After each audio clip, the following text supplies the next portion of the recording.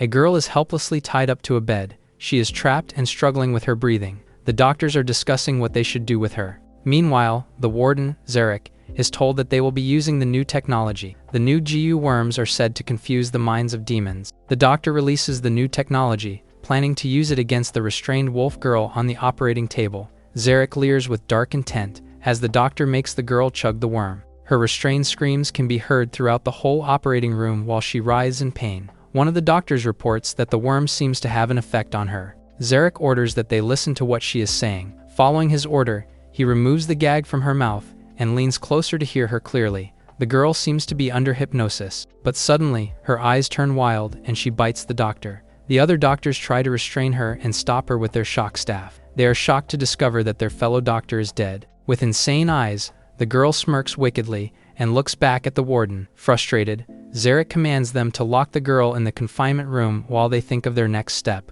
Outside the facility, the system announces that a high-risk vehicle is entering the security zone. The heavily armored van speeds through the dangerous road, and inside, a young man is sitting quietly. In front of him, a hateful monster is watching him brood. His eyebrows furrow, and he calls his attention. The demon asks what kind of monster he is, since he is being disgusted by his human form. The man only looks back at him quietly. Insulted, the demon raises his voice and questions if he is mute. The man tells him that he is convicted of stealing from a human official's house. The red demon replies that he is embarrassing and looks like he is longing for the human way of life. He mocks him for being spineless and begging humans for a living after he covets being one. The demons agree with him and state that demons should look like demons. They look at the human sitting beside them and give him a judging look. The human then turns into a monster, revealing that he is just copying the face of a human. The red demon mocks the human-looking guy again and remarks that he will be sent into prison no matter how great he is at disguising. He then spits at his shoes to set him off. The man gives him a sharp look, telling him that he is humiliating others to boost his self-esteem. Seeing the tattoo on his neck, the man can tell that he is an esteemed demon from the Holy Glory War, but he is captured by humans too like him.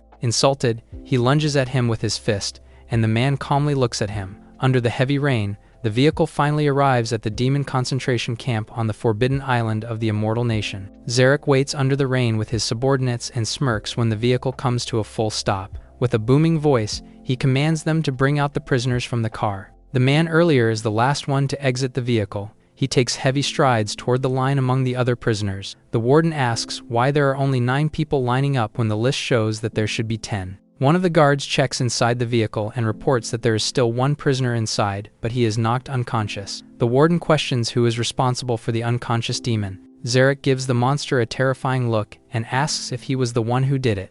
The demon looks the other way, and the warden shifts his eyes to another demon. But the monster denies this and points at the man, revealing that he was the one who did it. Zarek adjusts his glasses and looks pointedly at the man. He walks over to him and asks for his name. The man tells him that his name is Roll. Zarek smiles widely, his teeth completely showing. He remarks that he doesn't smell as bad as the others, but he doesn't like troublemakers. Threatened with being punished, Roll argues that he was just defending himself. Zarek acknowledges this, but still gives him a powerful punch to his gut.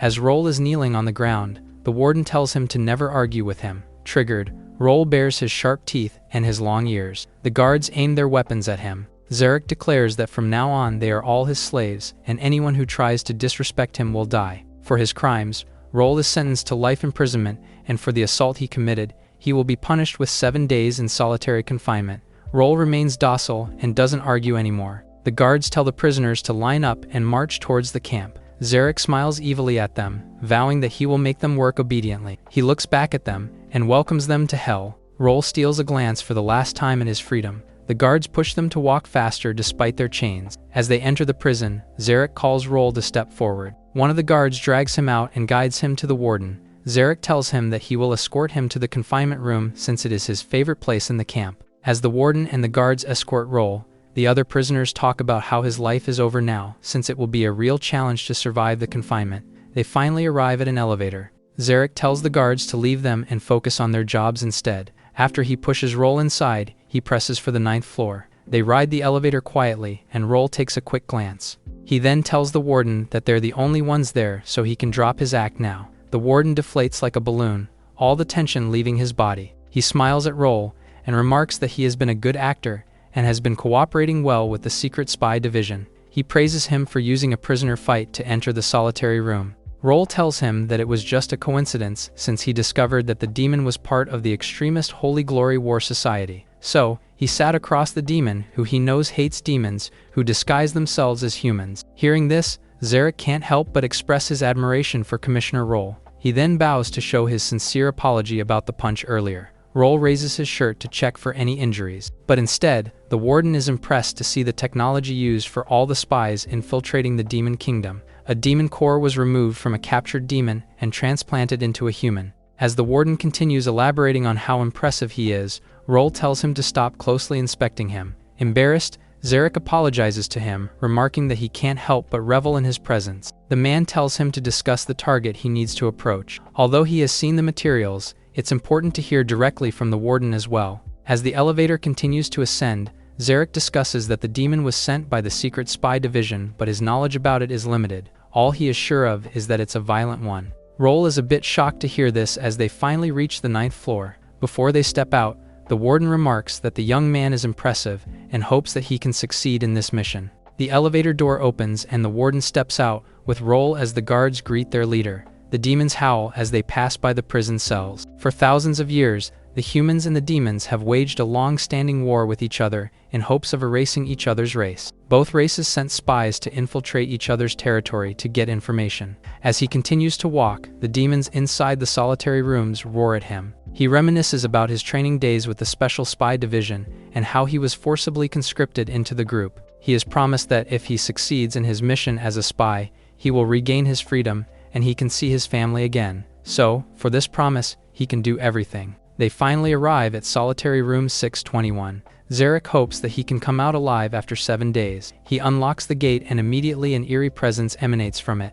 Despite this, Roll stays determined. He needs to get the trust of the one bound to the solitary room. No one exactly remembers how humans and demons became mortal enemies. The demon race possesses extraordinary powers with their cores, and nearly wiped out humanity. Until one day, a great sage appeared and saved humanity from complete doom. From then on, humans grew stronger and established the immortal martial nation. The war continued to rage on to this day, causing many lives lost. Roll wonders if he is the next one to be sacrificed in this conflict as a spy infiltrating the demon nation. He stands before the woman who is his target. The woman, Bailey, is looking at him intently with her wary eyes. She appears fragile and delicate, but she is extremely dangerous. He flashbacks to the time when he was given the mission. Their leader reiterated to him how important the mission is. He must gain her trust and infiltrate the inner ranks of the demon race to succeed. The leader revealed that 3 months ago, Bailey infiltrated their nation and assassinated one of their diplomats. She hailed from the Demon Fox clan and holds a significant status. She is incredibly strong and killed many before she was captured. Because of this, she was classified as A-rank danger level, and the leader warned him about being cautious around her. The man reminds him that he must follow the plan and succeed in the name of the nation. However, Roll didn't seem to care about the nation and is just doing it so he can see his family again. As he stands in the solitary room, Zarek steps in and covers his nose, since the place reeks of stench. Roll observes that the place is no ordinary prison. The warden smirks and reveals that they are in a testing facility established for the demons. This visibly shocks Roll, since he didn't realize that humans have been experimenting on demons. Angered, Bailey swears that everything humans have done to them will be repaid in ways they can't even imagine. Zarek is not even a bit threatened. He advises her to just obey orders. After all, no one can defy him. To demonstrate this, he pulls the bar, forcefully lifting her upward and causing her so much pain that she screams. Roll watches as he unsheathes his baton and assaults the girl with it, showing how cruel he is. He yanks her hair and tells her to provide him some entertainment. He looks at her body and comments on how white and smooth she is. Curious, he wonders what she looks like in her true form, and if she has a tail. He yanks her hair tighter, causing her to wince in pain. Just then, Roll approaches and grabs his hand to stop him. With a defiant look, he calls the warden uncivilized for treating demons so lowly. Zarek questions if he is threatening him. He clarifies that he just doesn't want him to get into unnecessary trouble, reminding him that he should keep his distance from demon prisoners. He adds that high-ranking officials from the capital wouldn't appreciate a warden who toys with his captive. Zarek seems to realize that he's correct and so careless to overstep boundaries. The capital officials are always strict with things like this, and if they find out, his career would surely be over. He throws a glance at Roll, thinking that the young man just saved him. The special commissioner is ahead of his years and has a bright future ahead of him. Meanwhile, Bailey is just observing as the warden agrees with the new prisoner. Zarek expresses that he's still upset about being disobeyed. Roll volunteers to accept the punishment for her. The warden's face lights up upon hearing this, and without any warning swings his baton in his direction. Roll is sent to the ground by the violent impact. Zarek orders that they beat him mercilessly. The guards kick and hit him repeatedly as he tries to shield his body. Bailey watches the violence happening in front of her without showing any emotion. One of the guards raises his baton and strikes him with it in full force. The violent impact leaves him unconscious, and the guards finally exit their cell. As they walk down the hallway, Zarek warns them to look closely at Roll since he escaped the northern prison before. Back in the cell, Roll is still unmoving. Bailey tries to wake him up, wondering if he is still alive. She keeps on calling him, but he is still unconscious. With a horrified look on her face, she wonders if he was beaten to death. As she doesn't want to owe a stranger, she tries hard to reach him and shake him. Roll stays blacked out. In his dream, someone is calling his name. A bright light then bursts into the room he is in. A woman stands before him, saying that he has been chosen as a secret agent to carry out a special mission, and he has no choice but to accept. If he succeeds, he'll have a brand new life and his crimes will be wiped clean. Someone calls him from behind, and he is shocked to see his sister, Mina. The girl smiles widely, telling him that it's her birthday and she wants a chocolate cake. However, a monstrous hand reaches for her. Afraid that she'll get hurt, he screams that she watch out. The woman earlier smiles wickedly at him, reminding him that he should succeed with the mission or else his family won't survive. Enraged, he tries to attack her. Roll wakes up with a jolt. Shocked, Bailey recoils from him. He throws a glance at her and sees her in an uncompromising position. Embarrassed, he quickly averts his gaze from her. Beet red, she tries to point out that he had a bad dream. He agrees with her that it was nothing pleasant, adding that anyone who is imprisoned there won't have a nice dream at all. Since he took a beating for her, he demands that she introduce herself. Bailey sneers, since she never asked for his help. Seeing her so rude, he calls her ungrateful, but before he can even finish his sentence, she introduces herself to him and asks for his name as well. He tells her his name, adding that he is just nobody. She asks if he indeed escaped from prison. He confirms this, explaining that he broke out from the Green Island prison in the north, but was caught again. She is shocked that he managed to escape such a high-security prison, and asks how he did it. He narrows his eyes at her, accusing her of planning to snitch on him to the warden. Insulted, she denies his allegation, explaining that she won't ever side with humans. Hearing that she came from a respected Fox clan, he wonders why she was captured there. Offended, she insists that many died just to capture her, and she is ready to burn the whole facility if she wasn't shackled. Sensing her killing intent, he tries to calm her down. He asks if locking male and female demons together has another meaning to it. She doubts it, since in humans' eyes they're nothing but livestock in captivity. She's sure that Green Island prison isn't different. He agrees with her but adds that there was no one as pretty as her. To impress her with his abilities, he tells her to look carefully at him. She follows his request and is shocked that he managed to break his shackles in one quick movement.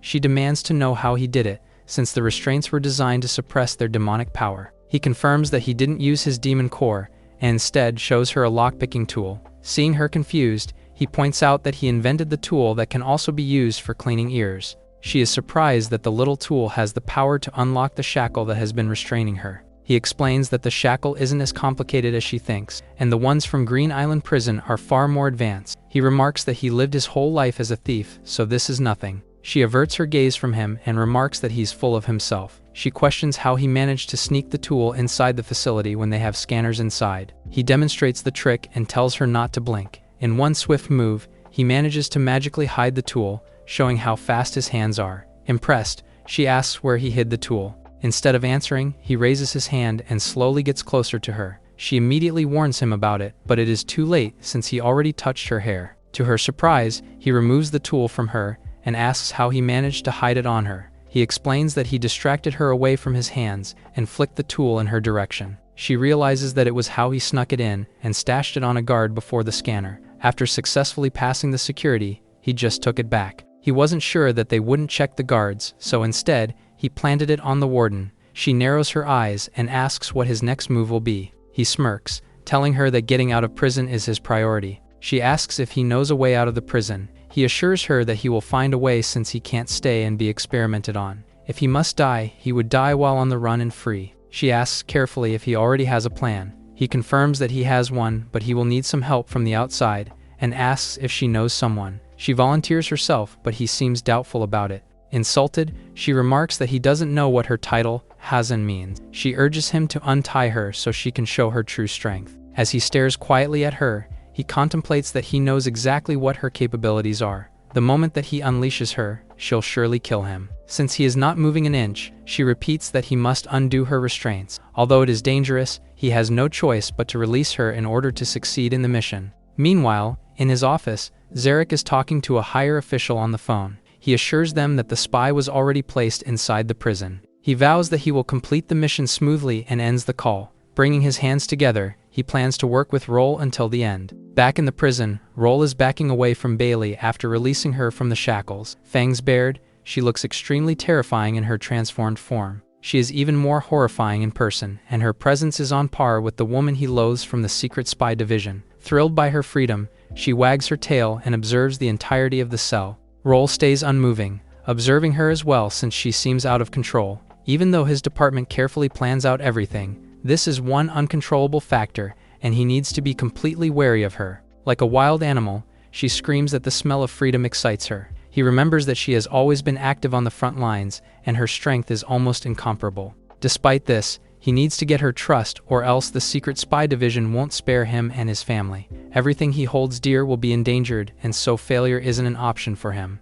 Resolute, he reminds himself that everything must remain under his control. She then suddenly turns to him, and he can't help but take a deep breath. She pins him to the ground, and slowly grazes her sharp nails above his chest. She questions who he is and which clan he belongs to. Terrified, he transforms into his demon wolf. He reveals that he came from the Northwestern Wolf clan and learned lockpicking from a human craftsman. She taunts him, thinking that he might just be lying to her. She can feel that his heart is beating so fast. However, she remembers that she wants revenge, and chatting with him almost made her forget. Seeing him confused, she explains that she will go after the warden after he treated her like livestock. In disbelief, he tells her that isn't the priority right now. She looks at him suspiciously as he points out that they should escape first, then they can plan the revenge after. She contemplates for a while and agrees that what he said is true since she can't stand staying in the place much longer. She stands up and asks how they are getting out of the place. He reveals that his plan involves the warden, and this piques her interest.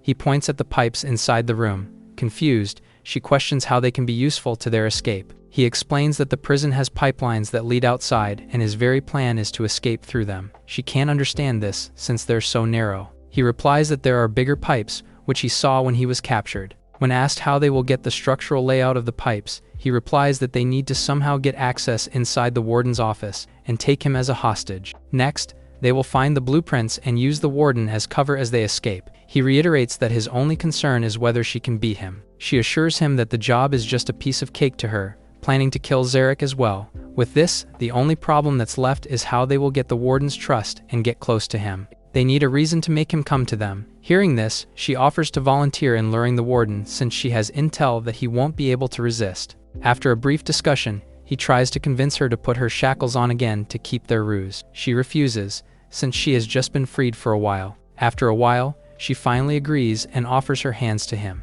After he secures her into the shackles, he tells her that their plan is commencing. He turns his back to her and is thrilled that everything is going according to his plan. Determined to make their plan happen, he screams at the top of his lungs and asks the guards for help. He screams that there is an urgent situation and waits for someone to respond. One of the guards is pissed that the monsters are howling nonstop. Roll perks up upon seeing the guard and urgently tells him that he has something important to report. The guard blames him for the howling and opens the prison cell to punish him. Gripping his baton tightly, ready to strike him, Roll denies his accusation, but instead of listening, he raises his weapon and swings it in his direction. Smiling, Bailey tells the guard it was her as Roll intercepts the attack. She states that she is willing to trade information for her freedom and reveal the location of her clan's intelligence headquarters. Roll smiles while the guard is shocked. Later, they are finally inside Zarek's office. The man is quite pleased that she finally agrees to give them information. He then urges her to speak up, looking forward to getting useful intel from her.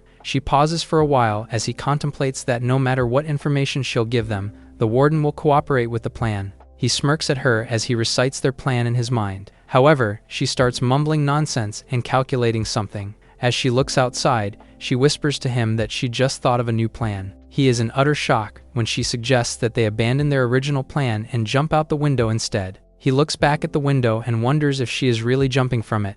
Worried, he contemplates if it's safe to trust her with the plan since it seems like she's just impulsive. Their escape route is already planned by the secret spy division, and it will be tricky to go against the evil queen's plan. If she suspects betrayal, his family will be in grave danger. Besides, jumping into the sea will shatter them into pieces, since the raging seas below are unforgiving. He leans closer to her, asking why she now has a sudden change of plan. He runs down their plan of capturing the warden, getting the blueprint, and escaping through the waterway. She argues that the whole point of their plan is to escape, and jumping off from the window is no different. He agrees that she's correct but points out that they might die from the impact, making it too risky. She tells him that he just needs to trust her, insisting that nothing will happen. He refuses to trust her with his life since they just met. She looks sharply at him and replies that he can just stay behind. Since he knows how to pick locks, maybe he can find another way to escape. He refuses to be left since he will surely be tagged as an accomplice and will be executed. With this, he has no choice but to agree with her plan. Zarek notices that they're whispering about something and reprimands them for it. He warns them not to do anything funny because they'll be severely punished for it. Looking sharply at Roll, he reminds them that their family's safety will surely be at stake. He wonders if the evil queen told him to deliver the message. Tensed, he grips his hand tightly, worried for his family. The warden urges her to speak and says if the information is valuable, he will grant her freedom. She looks behind her, observing the guards. He watches her every move, still torn on what he should do. She is ready to give the intel, but since it's top secret, she can only tell him alone. Interested, he walks over to them, reciting the plan that he's getting kidnapped inside his head. After that, they will find the blueprints and escape through the drainage system. However, he realizes that the demon will surely kill him. He can tell simply by looking at her face that she plans on ending him. Meanwhile, Roll is trying to warn the warden that the demon is trying to escape through the window. They need to make her follow the original plan and stick with it. Zarek notices that Roll is trying to warn him about the window behind him. As the sky continues to rumble violently, he realizes that he's trying to tell him to let them escape through the window. In this way, he won't be kidnapped and be in danger. He gets emotional thinking that he'll be forever grateful to the commissioner. Roll wonders if the message he's trying to tell him gets across. The warden stops in his tracks. Goading him, she mocks him for being a coward after he stops getting closer. Zarek laughs loudly. Insulted, she asks what he is laughing about. He calls her pathetic, thinking that he will fall for her schemes. He doesn't believe that she'll easily reveal all her secrets after staying for so long in their facility. The two seem surprised by this, especially Roll, who is confused why the warden hasn't followed the plan either. The warden smirks, since they're obviously shocked by his statement. He remarks that they're trying to steal the blueprint and escape through the tunnels. However, the blueprint is locked in his safe, and he has already seen through their plan. She calls him foolish and claims that he has made 2 fatal mistakes, much to his surprise. He warns her about talking to him in a rude way, since he still has the upper hand. However, for Bailey, he is the one who should be careful. She admits that she wants the blueprint, but she is currently in shackles. Zarek agrees and asks what her plan is to get it from him. He realizes that she knows how to pick locks and releases herself from her shackles. She then attacks him, to which he dodges just in time. He is surprised that she actually freed herself. Smirking, she tells him that he shouldn't have locked her with Roll. The spy is torn on what to do since he is in a tricky situation. Zarek realizes that he can actually pick locks. That was why he escaped from the Green Island prison. However, this is all meaningless. Zarek reaches for his pocket and grabs his walkie-talkie. He then commands the defense strike team to head to his office and initiate level A lockdown. He smiles to himself, thinking that he pushed them to jump out of the window out of desperation. The defense team arrives and Zarek commands that they open fire at the 2 demons. In a swift move, Bailey rushes to Roll's side to shield him from the barrage of bullets. Since they have been cornered, they have no other choice but to jump out from the window. She asks if he has a better idea.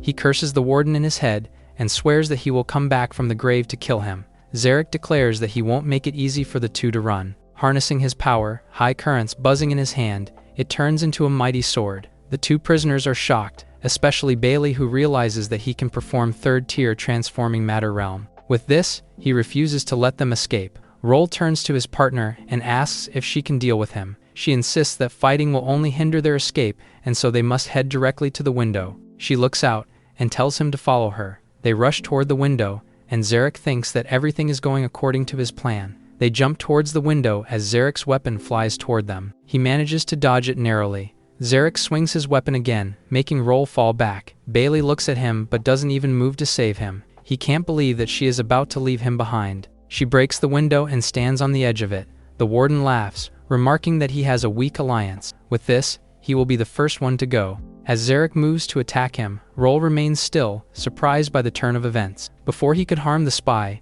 Bailey intercepts him with her tail and grabs Roll by his legs. She then drags him and lets him suspend in the air. She looks at the raging seas below the facility. Roll panics, asking her to reconsider for a bit. However, she is decided and jumps out of the window down to the abyss. Roll screams as they plummet to their death while Zarek watches as they escape. He feels sorry while looking at the screaming Roll. He recalls the order he received earlier. He is supposed to severely injure him while escaping so they can eliminate the enemy's doubt. As he wields his weapon again, he profusely asks for Roll's forgiveness. Everything must go according to the plan. As Roll continues to plunge, Zarek aims for him and throws his weapon, intending to hurt him more. The sword pierces Roll and Bailey screams his name. They continue to fall and Roll questions why he was targeted. The sword transforms and finds its way back to Zarek. The warden apologizes yet again, stating that he was just following orders. On the brink of death, Roll begs Bailey not to let him die. She assures him that it won't happen and she cushions their fall into the water by enveloping them inside her tail.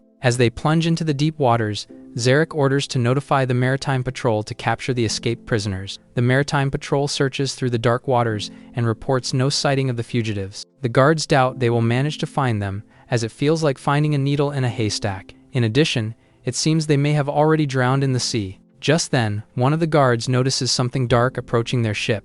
As it gets closer, they alert everyone that there is an unidentified object approaching and that they should turn on the searchlights. To their shock, Bailey, still curled into a tight ball within her tail, bursts up from the sea and slams against the ship. The sight is beyond their comprehension, leaving them frozen in place. She finally unfurls, revealing herself while cradling the injured Roll in her arms. With fire in her eyes, she lands on the deck as the guards open fire. She whips her tail forward as a shield, then strikes back, cutting through them with brutal force. One by one, the guards fall, left at her mercy. As the ship continues to sail, Bailey wreaks havoc inside. One of the remaining crew alive begs her to spare his life. With a menacing look, she asks if he can steer the ship. The man immediately answers that he can. She instructs him to steer the ship closest to Sector 3 and keep communicating with the headquarters. He agrees to obey her orders, promising not to do anything suspicious. She then carefully lays the unconscious Roll on the ground. He winces in pain in his sleep, and she assures him that they're safe now. She turns to the crew and asks for a medical kit,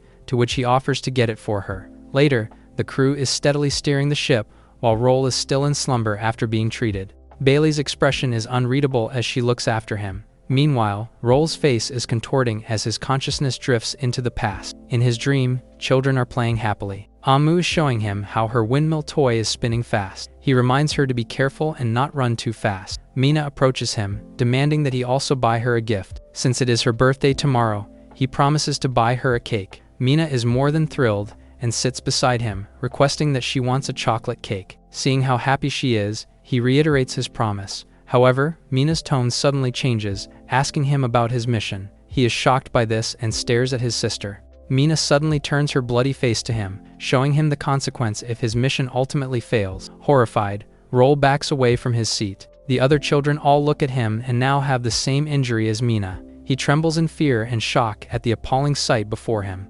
Suddenly, he hears a familiar voice behind him, and when he looks back, he sees that it's the evil Muya. The head of the spy department makes her way towards him. As soon as she gets closer, he spits at her about her promise to keep his family safe. She sharply looks at him, reminding him that he doesn't have the right to negotiate with her. In fact, he should be grateful that the spy division chose him. She vows to grant him favor once he completes the infiltration mission. He replies that he doesn't want anything as long as his family is safe. She suddenly hits him, and he responds with anger. Seeing the anger in his eyes, Muya gives him a violent kick which sends him to the ground with blunt impact. She slowly approaches him. Now, completely at her mercy, she tells him to call her Lord Maya and show her utmost respect. He is nothing but a dog that should be loyal to his master, and the next time he defies her, she'll kill him. Roll screams in his dream. He then slowly opens his eyes and looks around the ship. Since he can't move and can only see the crew, he assumes that it's another dream where he is powerless. He remembers his dream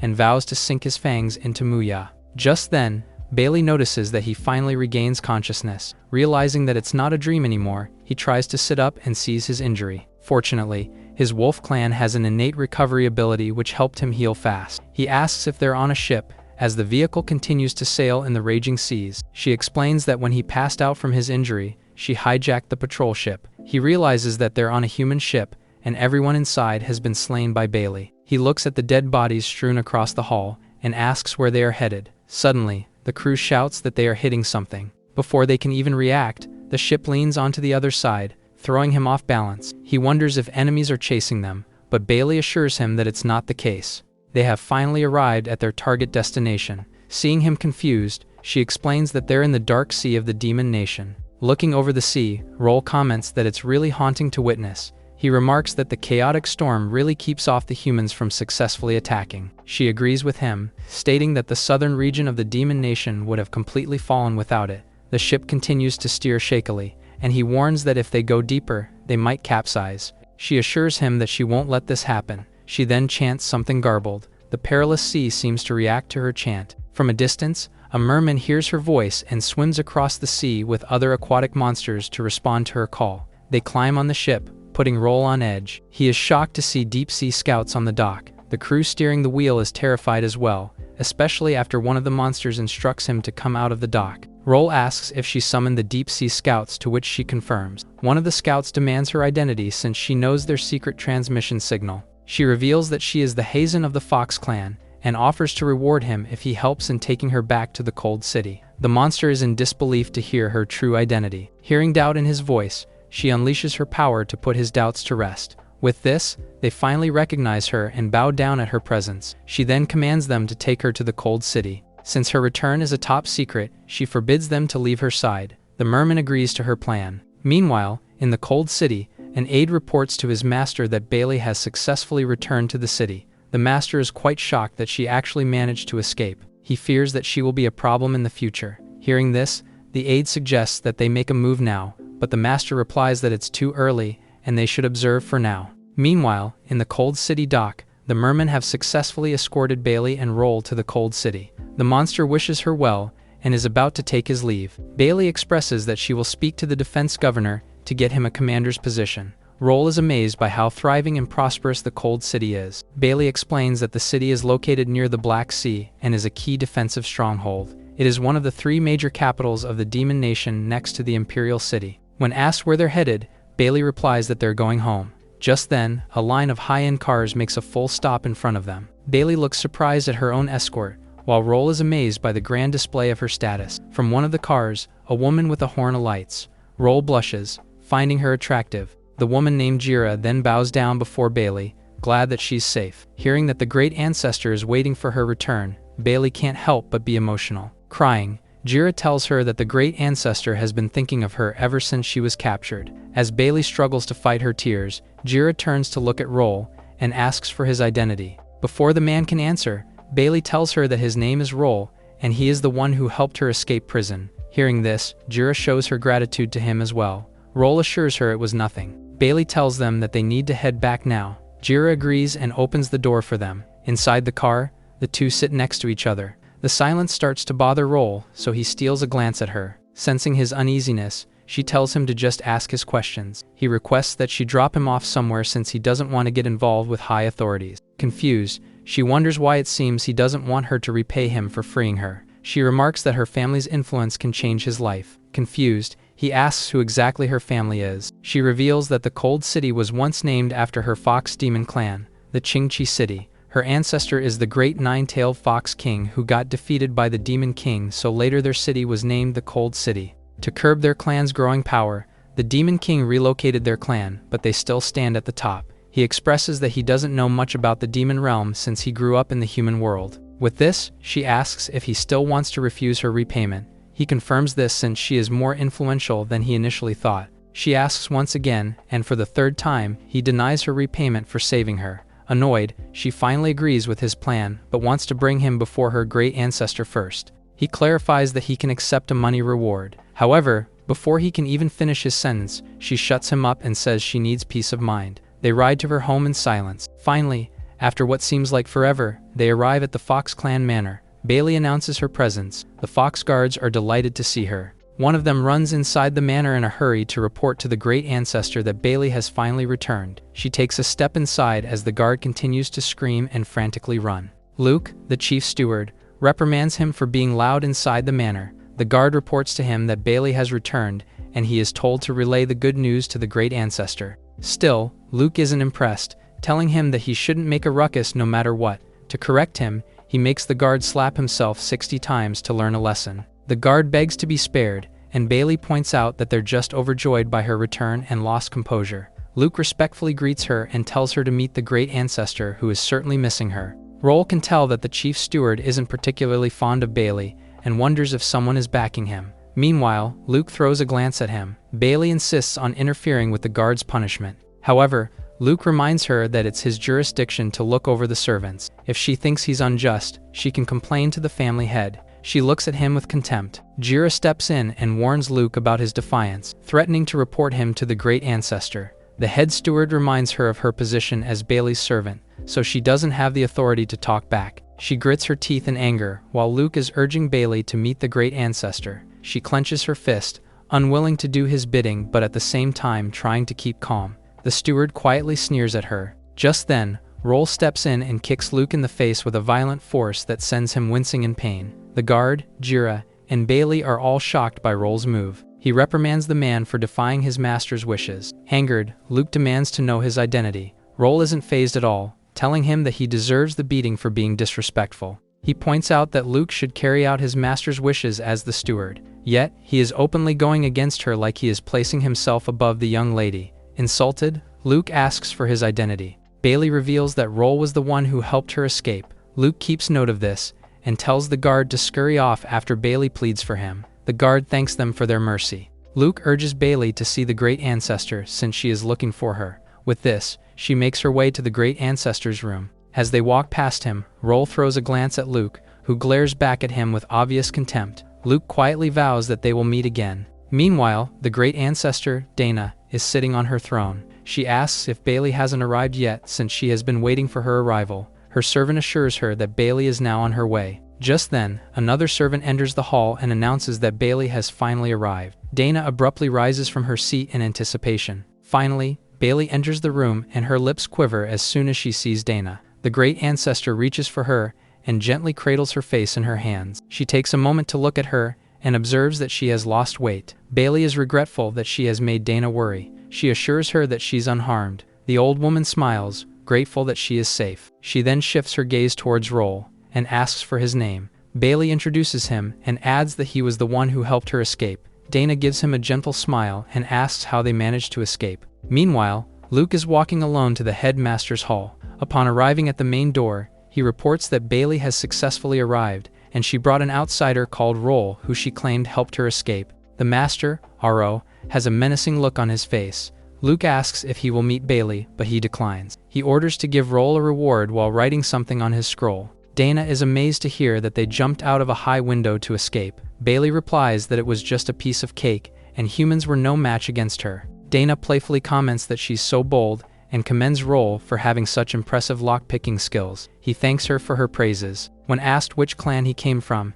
he answers that he hailed from Ashen Wolf clan, not a prestigious lineage. She then questions how he ended up getting imprisoned. He notices that her line of questioning is probing his background. He tries to be careful, and shares that when he was young, his village suffered a severe drought. To survive, he smuggled himself off to the immortal martial nation. Later, he learned lock-picking skills and started making his living as a thief. Eventually, he was caught robbing a high figure's house and was sent into Green Island prison, and now he is free again. The old lady feels bad for him since it wasn't easy to live in the human realm. Since he saved Bailey, she asks what reward he wants. Bailey interjects and reveals that she already offered him a reward but he turned her down. It was as if their family is some kind of calamity he needs to avoid. Intrigued, she asks why that is. He tries to explain that Bailey has also kept him alive during their escape, so there's no need to repay. Bailey only gives him a funny look, while the elder comments that he has picked up humanly traits. However, she can't let him go without showing him gratitude. Just then,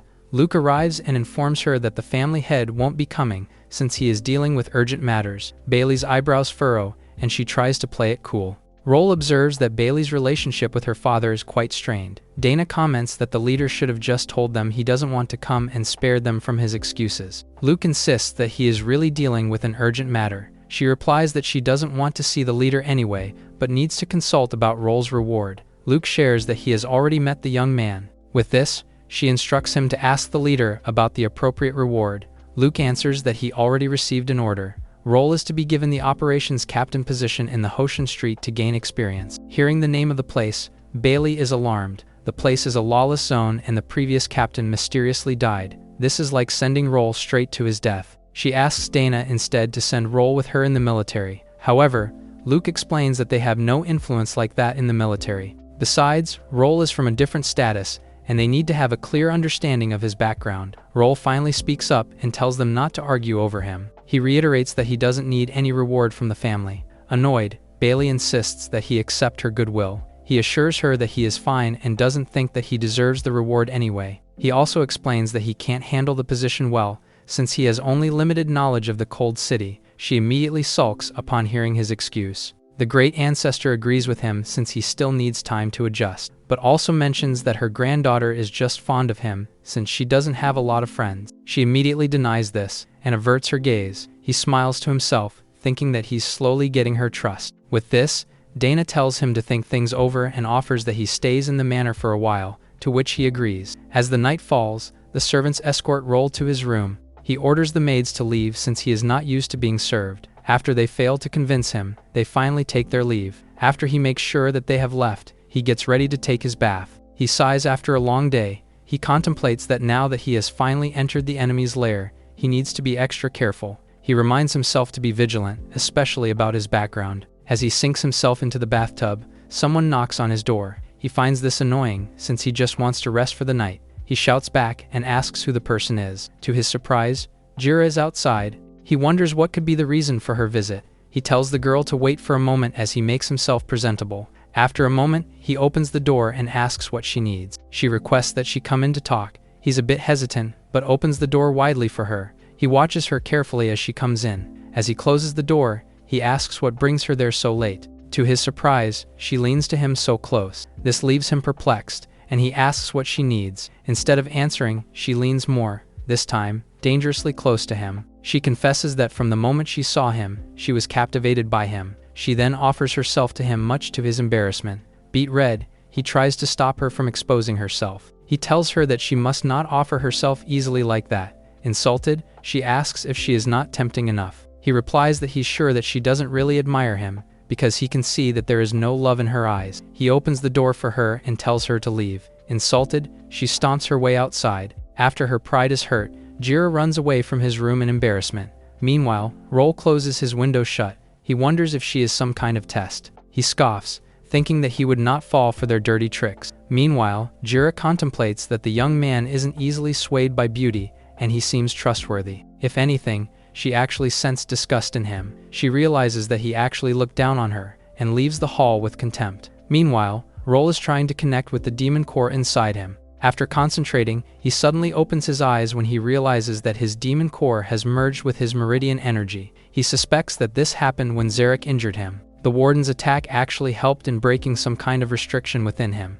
He tries his theory and transforms into his wolf self. He discovers that even in his demonized state, he can use the power of immortal martial arts. This new power can give him the physique of a demon and the strength of immortal martial arts. He opens his window and wonders what the people at the Foundation are doing, especially Mina. He misses them all so much and looks forward to being reunited with them. The next day, Roll is interrupted in his sleep by someone knocking loudly at his door. Bailey excitedly tells him that she's going to take him out for a walk. He opens the door with a yawn and tries to send her away since he needs more rest. However, she isn't convinced that he's still recovering and yanks him out to see the world. Later, she brings him to the bustling center of their city. She treats him to a fancy restaurant and orders an extravagant breakfast. He is thankful, but it seems too much. She remarks that he deserves it since it is also his first meal in his brand new life. They cheer to their rebirth, and their wine glasses clink. She thanks him for saving her life. As he eats, he reminds her that she also saved his life.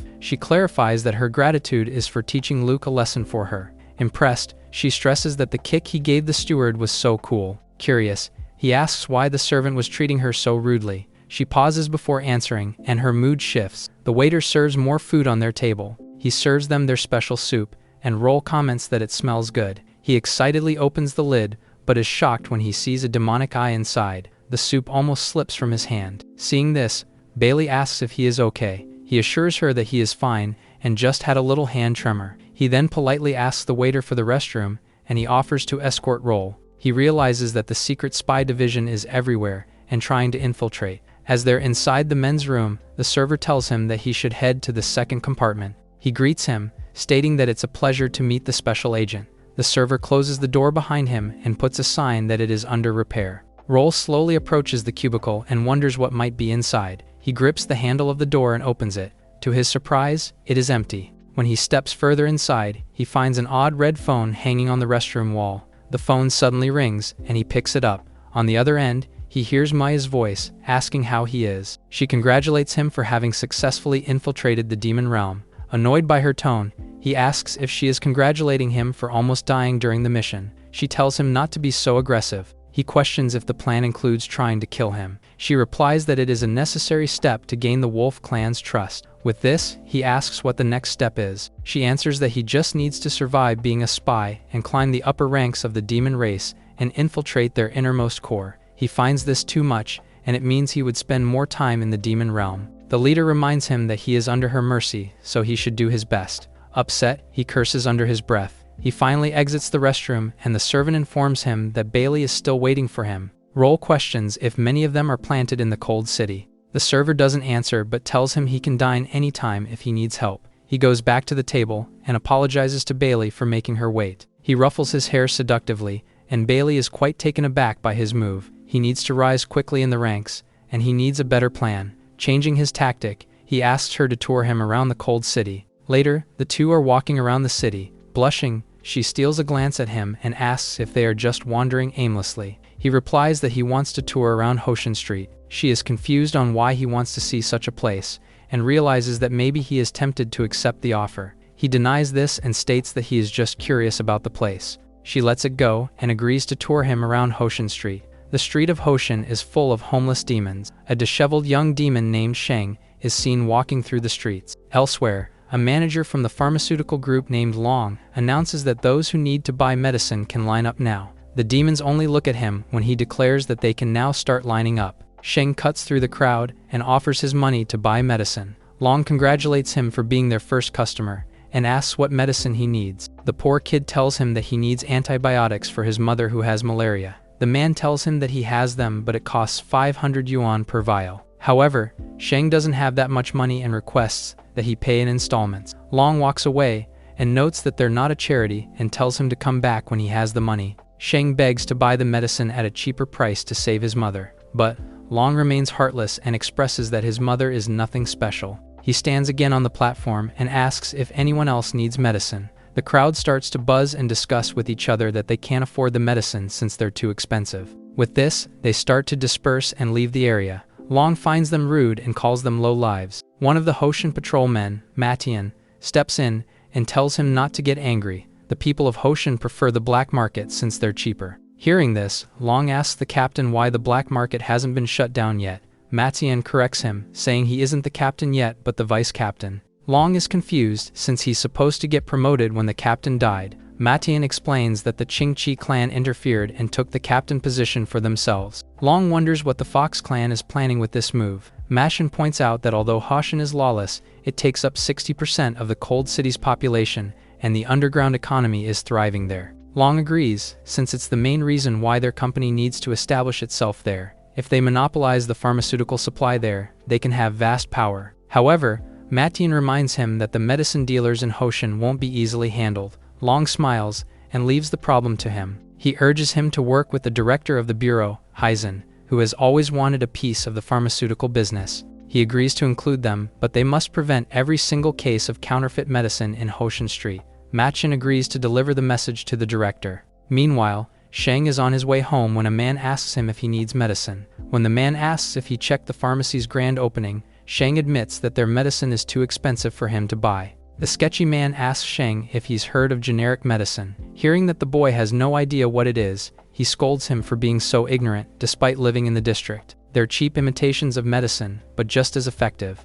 The boy says he needs medicine for malaria and shows how much he has, but even with the lower price of the imitation, his cash is a bit too short to afford it. Falling to his knees, he starts to beg, saying his mother needs it to survive. His desperation was way easy to prey on, so the man says he'll sell the medicine for that price, just for him. As soon as he sees the boy crying with gratitude, he says he'll need his help in return for the favor. With naive eyes, the child asks what needs to be done, and is told to become an apprentice who'll assist with dispensing the medicine to others. He doesn't understand what this means at first. At the same time, Roll and Bailey were walking through the town without uttering a word. In absolute silence, he looked at the desolate streets ridden with poverty. He sees a woman walking while clutching her bag tightly, and a man smiling as he secretly follows her from behind. The bureau officer already knew what was going to happen. As expected, the woman screams for help when the thief snatches her bag from her grasp and runs off. He even passes by Roll and Bailey. Desperate, she loudly cries about the robbery,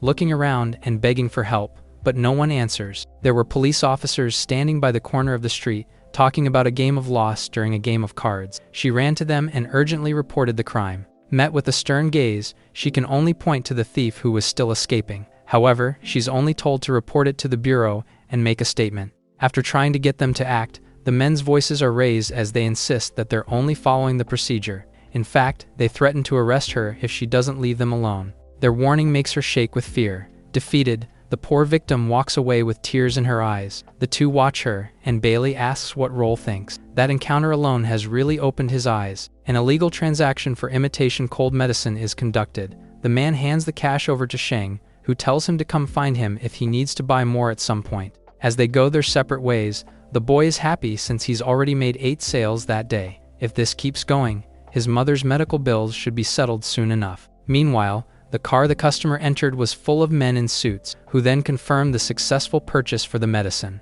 With both the person and the evidence, they now notify the captain to make the arrest. Sheng stood in the middle of the street, blatantly selling illegal medicine. He even offers some to Roll while emphasizing their cheap price. The officer is surprised by the sale, not expecting someone to sell counterfeit drugs in the open. Casually asked if the goods are fake. The child insists that they're cheaper and as effective regardless. Bailey smiles, saying the black market is really rampant. She seems to be well aware of the illegal activities. No pharmacy dared to set up shop there despite the population, but now a company has. Naturally, her family is one of the names who want a bite of the profits and wishes to oversee as the people who founded the city itself. If he comes there, he'll enter the force while representing their esteemed family. As he's thinking about it, a van suddenly sped toward them and stopped right in front. Everyone looked at the vehicle in confusion, including Sheng, who was still selling. Suddenly, the door opened and several police officers poured out. They rushed toward the child, who had his back to the wall, only able to scream in shock while filled with fear.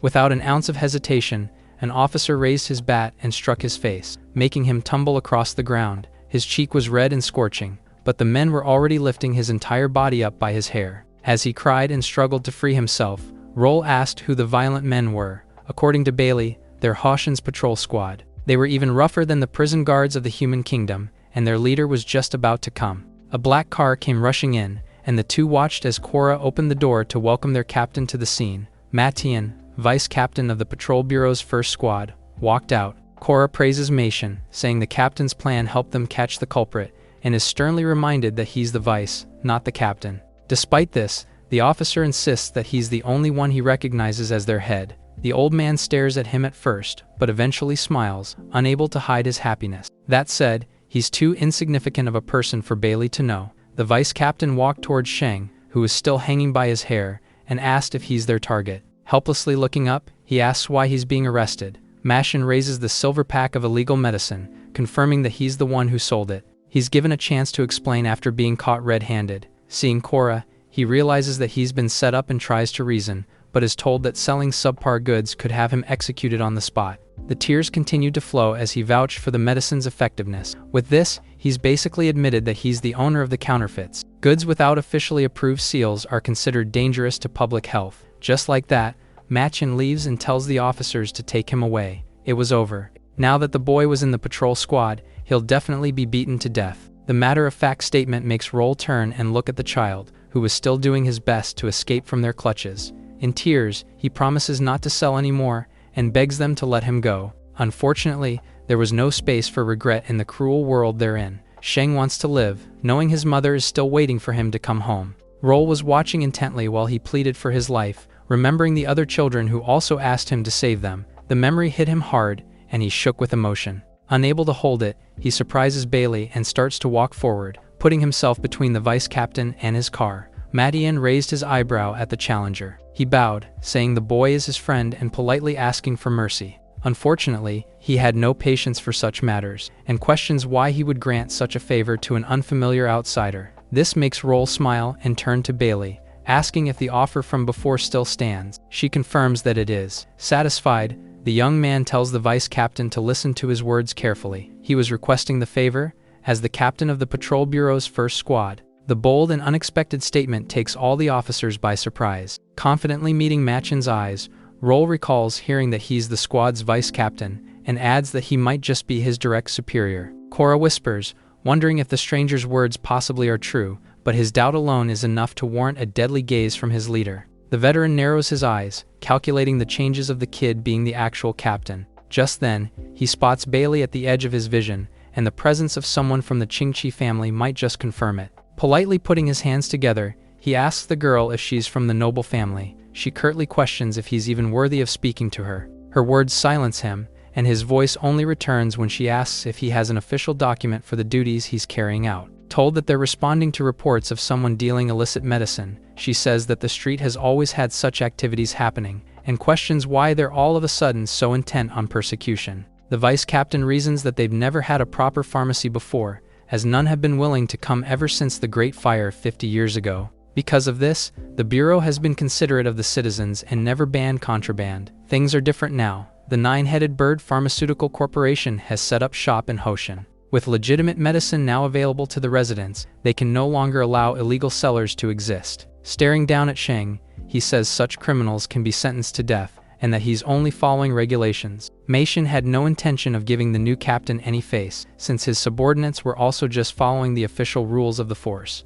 Roll asks what happens if he uses his authority to do what he wants, but this won't be possible since none of them have been notified of his appointment. Once he officially assumes his role, the vice captain will be the first one to congratulate him. Standing his ground, Matian tells his men to take the boy away, so they follow his orders and shove Sheng into the van despite his pleas. Bailey moved, seemingly ready to start something, but Roll holds her back and tells her not to go. She's stunned that he's willing to let this go. However, he knows this will happen a lot, and that he can't always count on her family. The two let the officers go for now. After all, what's important is that he's identified himself and stirred some waves. Machin should be uneasy, and considering how he's brave enough to go against Bailey, his backer must not be aligned with her family. Next, he'll have to slowly play with them. Back at the Qingqi family residence, Roll sat beside Bailey while wearing a police officer's uniform. Dana encourages him to be careful and use the chaos to make a name for himself. After thanking the ancestor for her support and guidance,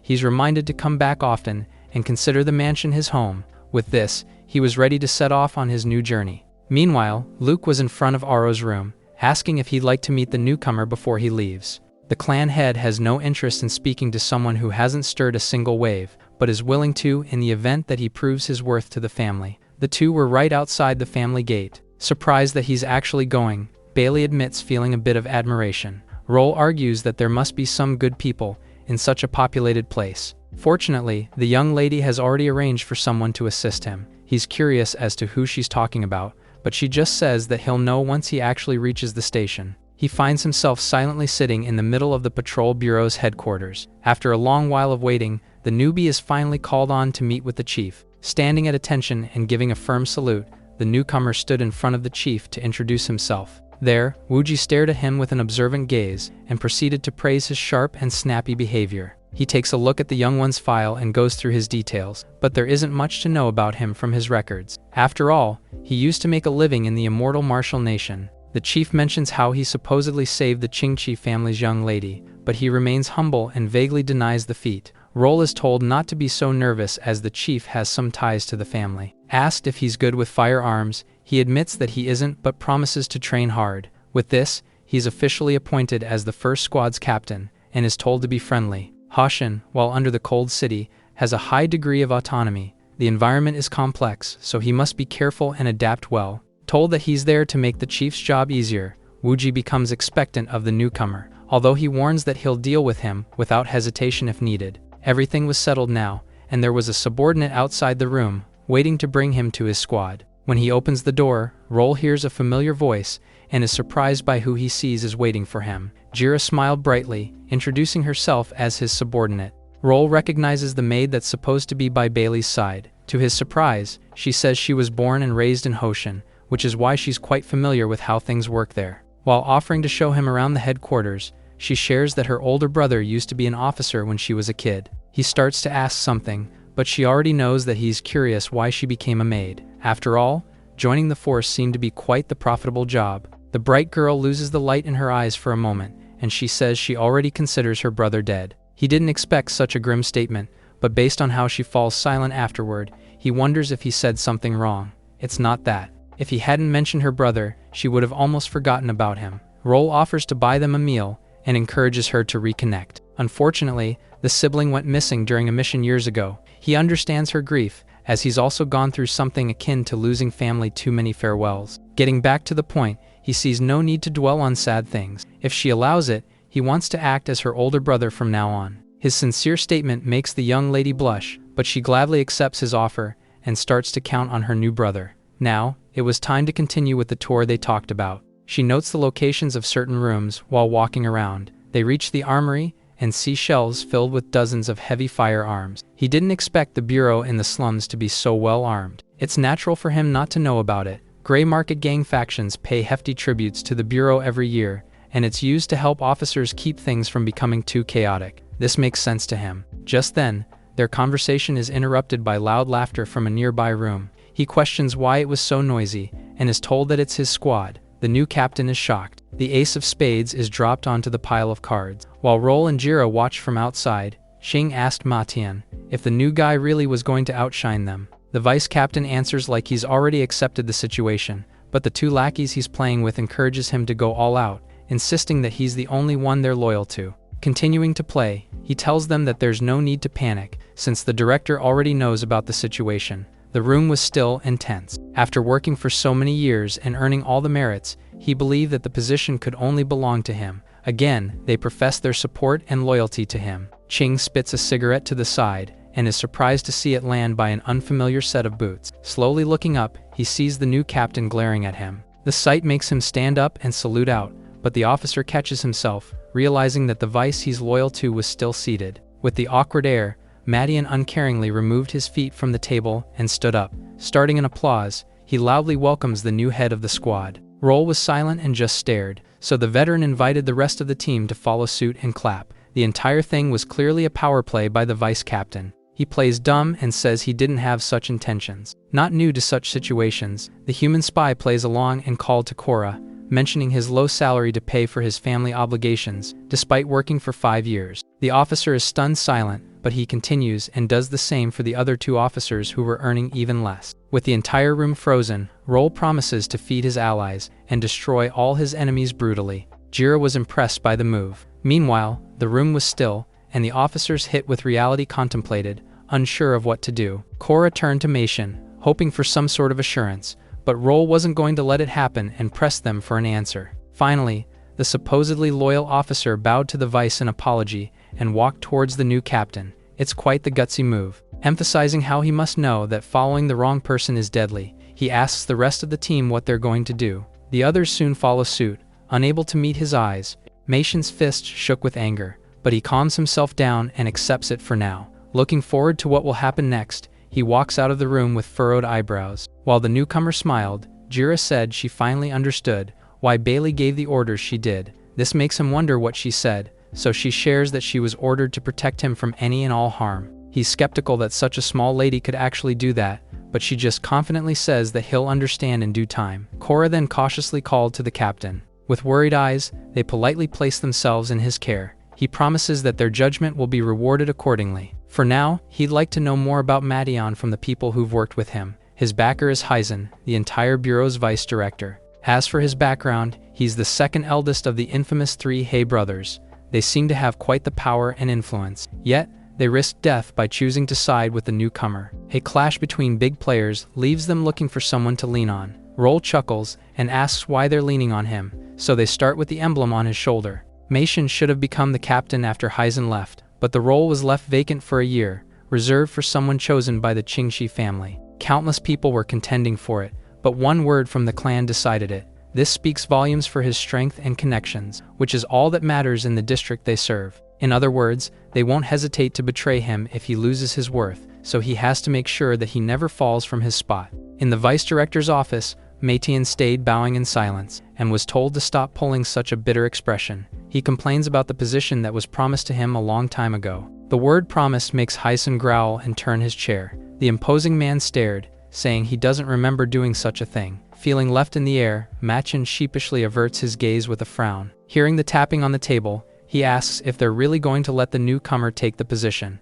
Unfortunately, the decision of the Qingxi clan isn't something they can object to. It's a bitter pill, but now, victory depends on whether or not they can pull Roll to their side. The vice captain disliked the idea of recruiting the enemy, but it's foolish to not try and ally with someone connected to the Fox clan. He argues that the noble family isn't on the same side as the nine-headed beard. Hyson already knows this, of course, and it's exactly why they have to drag him into this conflict. Understanding, Machen obediently bows down to his backer. In the middle of town, Roll and Jira looked at a shoddy house, which is the new home she found for him. He forces himself to call it decent while looking at the mice around them. Unfortunately, it's the only thing available for the price he's willing to pay. She actually checked quite a few spots to try and satisfy his standards, but she wonders why someone earning a captain's salary had so little dedicated to rent. To him, life is hard, and he has a lot to save up for. He later handed a wad of cash to the human spy in the restaurant and asked him to deposit the money into an account in the immortal Martial Nation.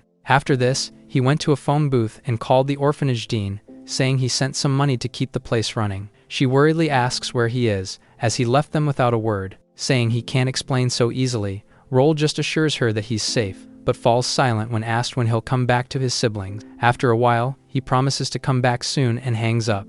While walking away with a serious expression, he runs into Jira, who asks what was wrong. He brushes it off and moves to check on his new house. In the immortal Martial Kingdom, Muya stood in the middle of a huge platform. Her boss asks about her plans, as the committee wants to see results soon. She assures him that she isn't the type to fail. Unwilling to wait, he insists that the spy she planted should prove himself. In fact, he should be able to find a way to get the layout blueprints of Qingxi City, especially the coastal map, which is crucial to their next operation. This makes her wonder just what exactly they plan to do. Since the demons caused so much trouble in their territory before, the Bureau has decided that it's time to return the favor and strike back. Roll is in disbelief when he's ordered to get his hands on the coastal defense map. He just got there and wasn't supposed to be activated for a while. Muya casually says that there's no going around it. The committee doesn't trust her plan, so they need results to shut them up. Unfortunately, she has no time for excuses and reminds him of the consequences of failure. This gives him no room,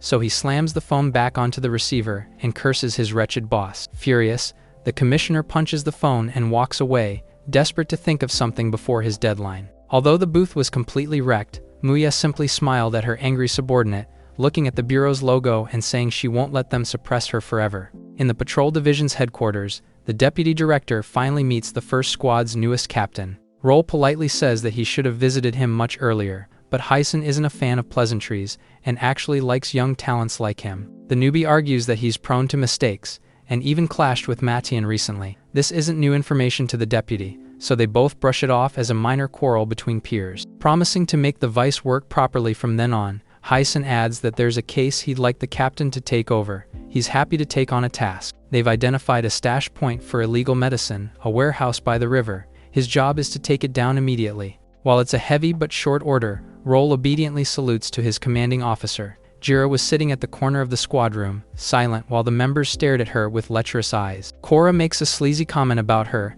and is warned that she might hear, but he believes that she's nothing but the captain's pampered kitten. He realizes that she's staring him right in the eyes and starts to stutter when the girl, with oddly blank eyes, asks if he's talking about her. Her demeanor completely flips when she tells him to watch his mouth, and he feels a strong wind pass by his body. Just then, Roll entered and announced that they had a new mission. Jira jumped up, delighted to finally have something to do, and wonders what kind of mission while following the captain around. Still sitting in shock, Cora jolted up as his cup of coffee suddenly broke apart. The others exclaim upon realizing that it's the girl's doing and quickly follow the superior who they don't want to keep waiting. He stood up and looked at his soiled clothes, embarrassed. Back in the Qingqi clan's home, Bailey uninhibitedly bawled in front of the great ancestor, obviously wanting her to do something about it. Dana asks what the young one was doing and is told that it's too suffocating to be left alone at home all day. Her two friends were out patrolling and she had nothing else to do. That said, it was her who sent Jira to protect Roll in the first place,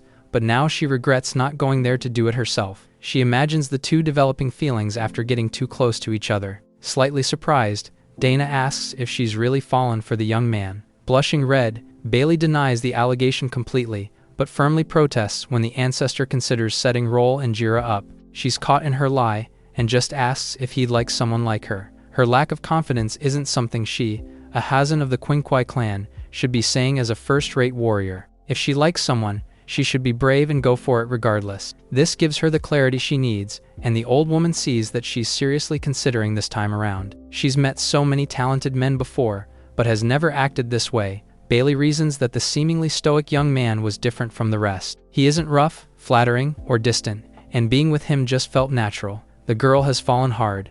Unfortunately, Roll's background is rather plain for their clan. While she might not care about that, their opinion does not really matter. At the end of the day, what's important is her father's attitude towards the matter.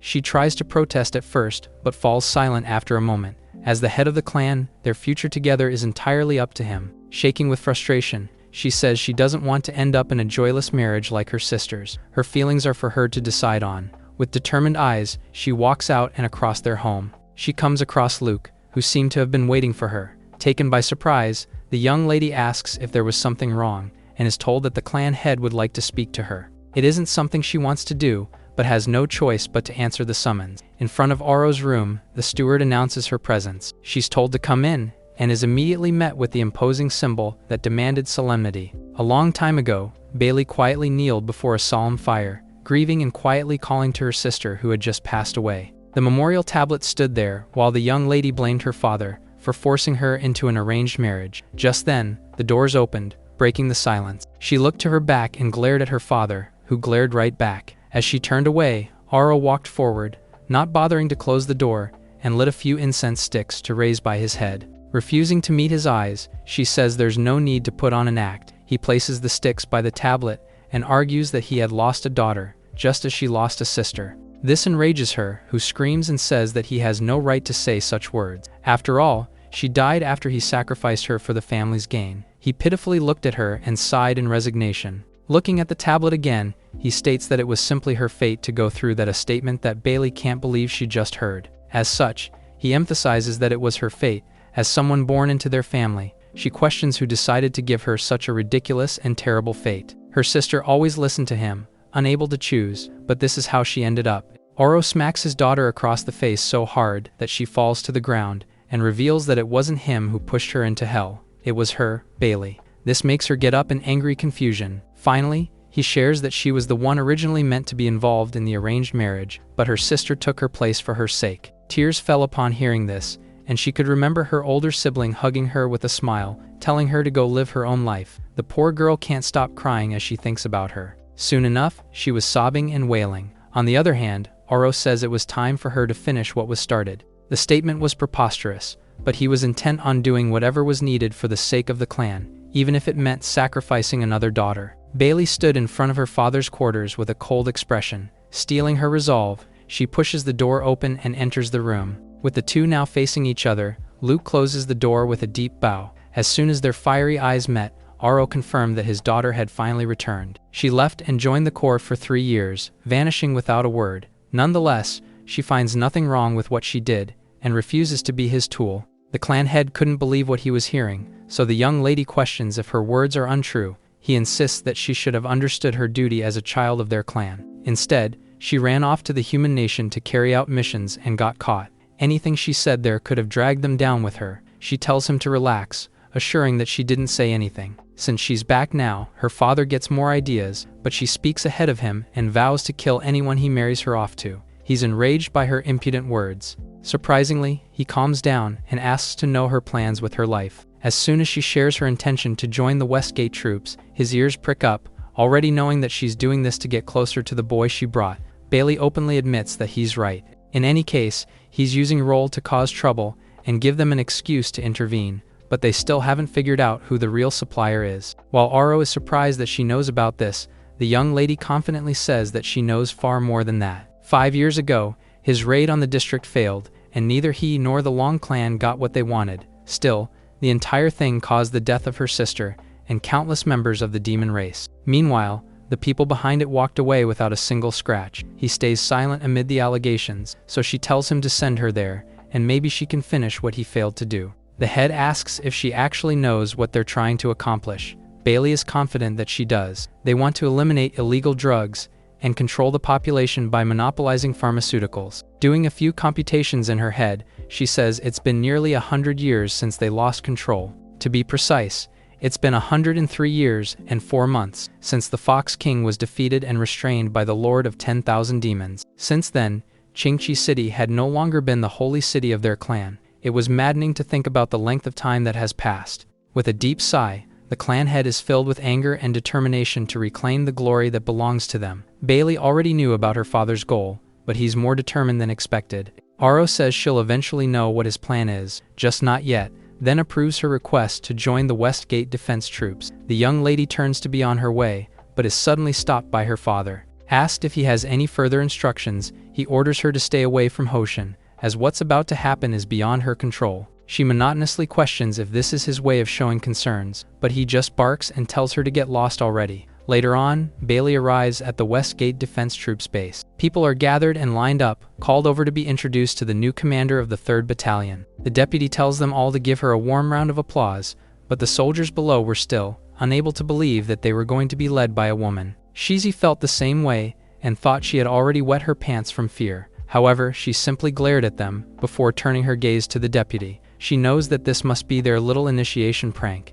The 3rd Battalion is filled with troublemakers who've already scared other commanders away. Unfortunately for them, it won't work on someone like her. She's done talking and would like to settle things the proper way, so she suddenly points to the deputy, who's confused and doesn't understand what she wants from him. Bailey challenges him to a match and promises to leave if she loses. If she wins, they'll have to follow her lead without any more questions. He shakes his head and tries to discourage her from the outrageous idea. After all, he can't afford the consequences of hurting her, who has tiny arms and legs. There won't even be any glory in winning against a mere woman. She scoffs at him and mockingly calls the deputy a coward. Since he won't make the first move, she charges in while telling him not to blame her. He's surprised once by her speed, and again when one strike sends him tumbling back from the force. Although he doesn't fall, his face was wounded from the exchange, and the subordinates watching below are stunned that she even got a hit in. They cheer and tell him not to lose to a woman. Breathing hard in disbelief, Shizi screams and questions if the newcomer really is crazy. She chuckles and asks if he thought she was joking earlier. If he doesn't take things seriously, he might actually die during their fight. He shakes with anger and gets ready to fight, following the commander's order. The deputy charged in with an unyielding ferocity, pouncing right at his target and announcing that he had no intention to hold back anymore. In the patrol division vice director's office, Hyson looked far away while Matian asked if he's really allowing Roll to handle the illegal drug bust. Sick of his questions, he doesn't even face him and suggests that he use his brain more. They've been dealing with the illegal dealers on the street for years now, and it's safe to say that they haven't really been doing a great job at suppressing them. After all, there's a hidden supplier controlling the distribution network, and they'll have to catch him if they want to dismantle the entire operation. This is exactly why he's sending Roll to the extraction point. Machen is surprised, as his words indicate that he already has a lead on the person behind it all. The informant he planted in their ranks has finally gotten close to their inner ranks. After meeting the mastermind, he reported the meeting location back to him. The deputy is still confused why he wasn't being sent instead of the kid, and is told that someone as important as him shouldn't do such high-risk missions. The big words flatter the old man, who quickly changes his tone. He wonders what the next move is. They'll gather a strong force and surround the target location completely. While Matian saluted, the match in the 3rd Battalion was still raging. Watching his opponent dodge his strike again and again, Shizi asks if she's going to keep hopping around like a rabbit. Arguing that she might be the toughest bunny he'll ever meet, Bailey is told to keep hopping around if she wants to live. He sends a wave of slashes with his razor-sharp claws, but she completely dampens and negates the damage with her 9 thick tails. As she opens them up, she reveals herself to be completely unscathed, and he's shocked that his steel claws couldn't even leave a scratch on her body. She wonders if he's done showing off his killing moves. If this is all he's got, then she might as well start striking back. He brimmed with rage, still refusing to lose to a female demon. The audience tells him to take her down without holding back already. Unleashing an ear-piercing roar, he stepped forward and sent a punch to her head, but she perfectly ducked down to dodge and counter with a palm strike to his chest. It wasn't heavy, but his heart felt all the damage and nearly stopped beating. He's knocked out cold with that one blow and lifted off the ground with a single arm,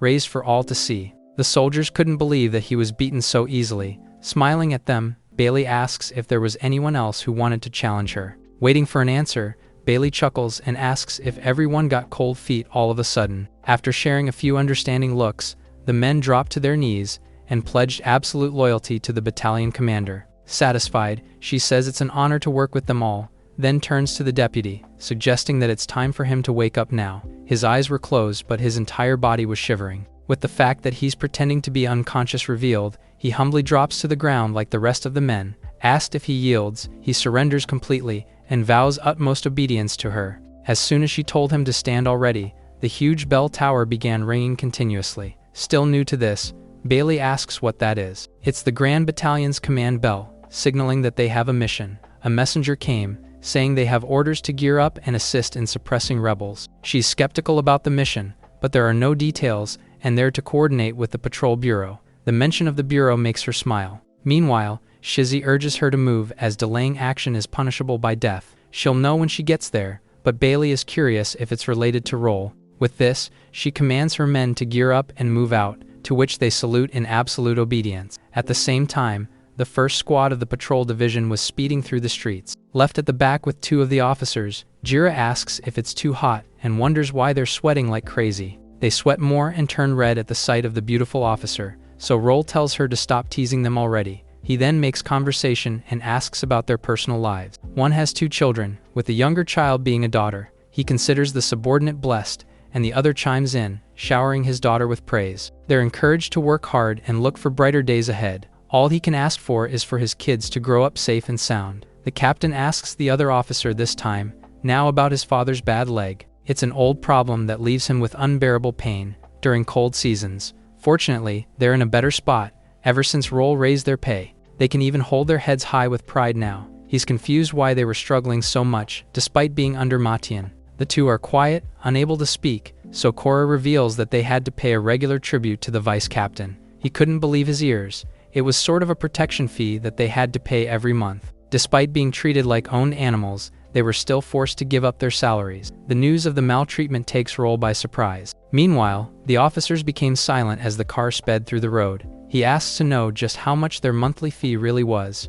It varies per person, but for Cora, it was 50% of his monthly income. The two who joined after him give at least 70% every month. They stay frozen at the revelation, while the new captain exclaims in shock and disbelief. He asks why they were letting such a ruthless vice captain do that to them. Unfortunately, they had no choice, as being accepted into the force alone was a blessing. Disobedience might lead to them dying on the streets without a job. They undoubtedly had a very tough life until recently, which is also why they're extremely grateful to their new captain. He freed them from Mation's hold and even gave them all a raise without condition. Now, they were all willing to give their lives to him out of pure loyalty and gratitude. Roll is glad to hear such dedication from his team. He confirms that they're gradually nearing their destination, which is just ahead of the old factory district. Worried about how they were given firearms, Cora asks what the mission is and is told that it's an arrest operation. He doesn't get it right away and thinks it's like when they caught the kid last time. Reminded of the incident, Roll asks what they did with the child. The officer gets a sad look on his face. They brought him in and tortured him,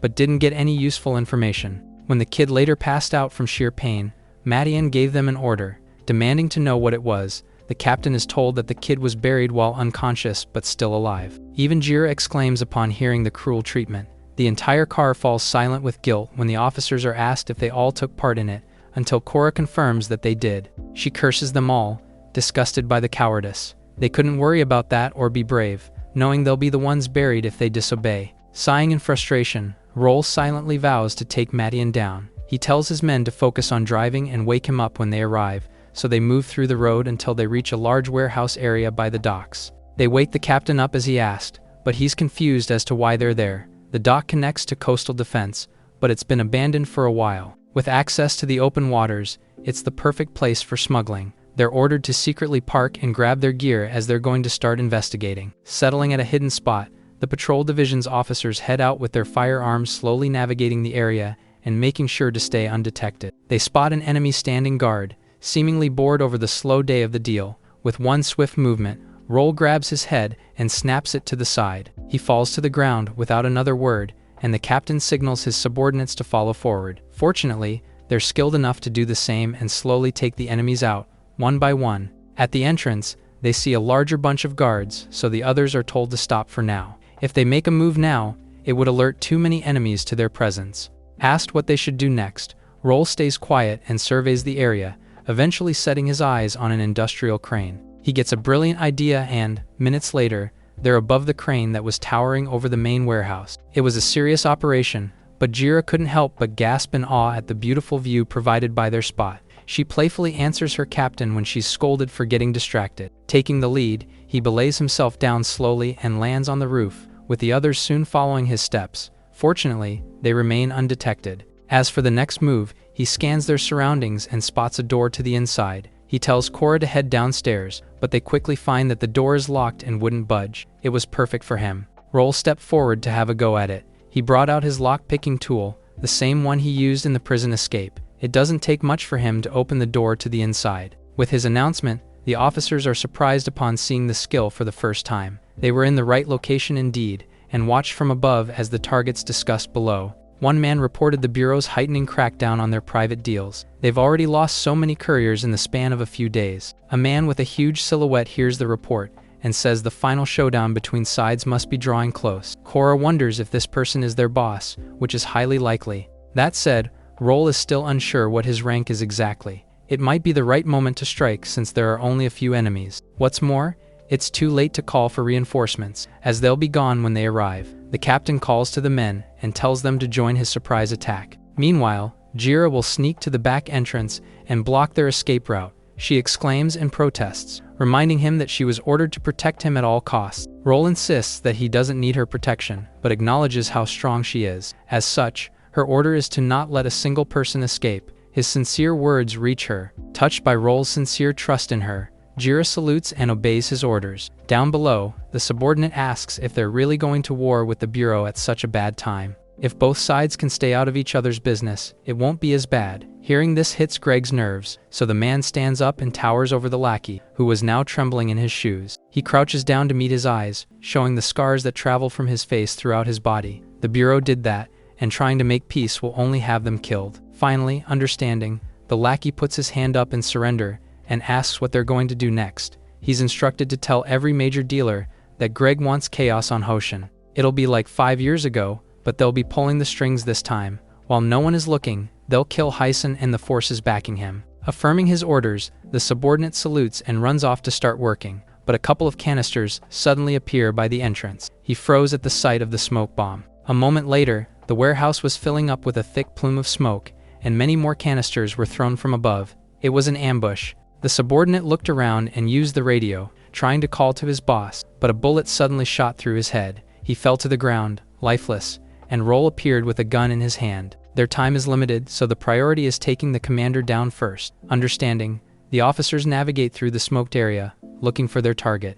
The amount of drugs scattered around was unbelievable. Distracted by the sight, one fails to notice the looming figure behind him. He turns around and raises his gun to fight back, but there was no one there. While he wondered if he was starting to hallucinate, a huge hand rushed from the side, going for his head. The officer reacts and shouts, informing the captain that he's under attack. Greg grabs the barrel of his gun and bends it with brute strength, elbowing him in the process, sent crashing into a pile of boxes. He loses the earpiece and the connection with his members. He can hear Roll's voice, repeatedly asking where he is and if he's okay, until the enemy stepped on the device completely. Now, he was completely helpless to the hulking figure's strength. Greg rushed in to strike, and the others finally heard an ear-piercing scream from the smoke. Heads turn, and the two others are told to move towards the source of the loud sound. They're a bit hesitant, but follow orders with full faith in their captain. Jira, still outside, offers to help them out. She's told to hold her position and stop anyone from escaping their clutches. Understanding, she stays by the door, already having taken out several enemies who tried to run away. Roll continued to advance forward, wanting to push the target from the front towards the back entrance. As they confirm the general plan, one hears the sound of fast footsteps. Greg was coming their way. Like a swift but raging bull, he charged at the next officer, who could only scream in terror before getting a heavy punch to the face. Like his comrade, his face was wrecked as he tumbled across the floor. Before things could get worse, Korra appeared, aiming his gun and telling the enemy not to move. Greg raises his hands, feigning surrender, and the officer informs the captain that he's captured the target. At the same time, Roll was in front, similarly aiming his firearm. While he commended his subordinate, the criminal saw the insignia on his cuffs and realized that he's dealing with the patrol bureau. He asks how they even found the place, but he isn't afforded an answer, instead questioned if he's the boss of the operation. Greg more or less confirms that he is, and asks if Hyson couldn't wait to make his move against him. The mention of the vice director surprises the captain. The truth is finally revealed, as Greg says that he's only reached where he is today. With the help of the director's support, Roll couldn't help but be shocked by what he heard. Hyson was being implicated in the entire drug network crime. Greg says it's only natural, as it wouldn't survive without the Bureau's support. Similarly, the vice director wouldn't reach his position without the money from the drugs. But why would he want to get rid of the man controlling the operation? Actually, the reason they were sent there is to get rid of Roll and not anyone else. With his death, the Quinquai clan will lose its foothold in Hoshin. Greg steps forward and Korra bravely threatens to shoot if he makes another move, but he doesn't care. The captain has been played into thinking that he's the hunter in the situation, when in fact, he's the lamb waiting to be slaughtered without even knowing it. The criminal suddenly disappeared from where he stood. Before they could react, he reappeared behind Korra. The officer is warned and told to move, but it was already too late to protect himself completely. He manages to raise his gun to lessen the impact, but he's still sent crashing to the walls. Roll opens fire at the enemy, who moves with incredible speed to dodge while steadily closing in. When he's close enough, his fingers turn into claws that slice the gun in the officer's hands. His eyes opened in shock. He must understand now that he was only sent there to die a foolish death. Greg strikes down hard, so much so that the ground beneath them caves in. To his surprise, there was no one there. Roll successfully backed away. Without a scratch on him, he asks what'll happen if he can't kill him. Assuring that that won't happen, the enemy conjures a sparking ball of energy and screams maniacally as he shoots a demonic ray at the captain. With clear eyes, he dodges and runs up the wall, gaining enough distance to circle around the target. Thinking he's just another pawn, the human starts to use his demonic powers as well. He strikes but hits the criminal's hard arm. After the successful block, Greg uses the opening to unleash energy rays from his eyes, which then hit his enemy right in the face. With a burning head, Roll is sent flying back. He stays on the floor for a while. His enemy promises to avenge him and kill Hyson sooner or later. Although the battle seemed to be over, the human closed his eyes tight and began to glow golden. His eyes opened with a blinding light and his body floated in the air, brimming with a familiar but odd energy. Greg could recognize it as a technique from the human clan, but has no idea why he's able to use such it as a demon. Roll's body glowed and burned with seemingly divine power. With a loud war cry, he releases his strength even more, nearly blinding his enemy with sheer aura alone. Now, he was ready to fight toe-to-toe. The captain asks the criminal if the deal Hyson gave is worth dying for. Greg actually smiles at him and displays that he isn't one to be daunted. As for his question, the answer will depend on how strong the officer is. A few kicks launch several hard rocks forward. Watching and waiting for the right moment, Roll swats them all away with a single hand, barely even breaking a sweat. The enemy tries something with rocks again, this time gathering them together to make a huge boulder. He throws it at the human, who was ready to show the demon one of their clan's fist techniques. By fusing his demon body's durability with his human techniques, his power rises even more. Like before, energy seemed to overflow from his body. Donning the force of a ferocious beast, he strikes forward to meet the boulder. Nothing happens at first, and they barely touch, but the enormous clump of rocks stops and shatters into pieces. Greg glared at him while the stones flew towards him. He just witnessed the Tiger Fist, one of the 12 forms. He didn't expect to see a member of the demon clan using a technique belonging to humans. As such, he's changed his mind and has decided to capture him, so he can study the enemy thoroughly. The two men exchange a few taunting words during the fight. Now, it was Greg's turn to teach him a lesson, so he slowly changed his form into a fearsome creature. A tail appeared, sharp claws grew, and hard red scales started to cover his body. He was demonizing, standing as a completely different being. He tells Roll to come and show him everything he's got. His true form released so much killing intent. Just then, the demon's head rocked to the side from an unexpected blast.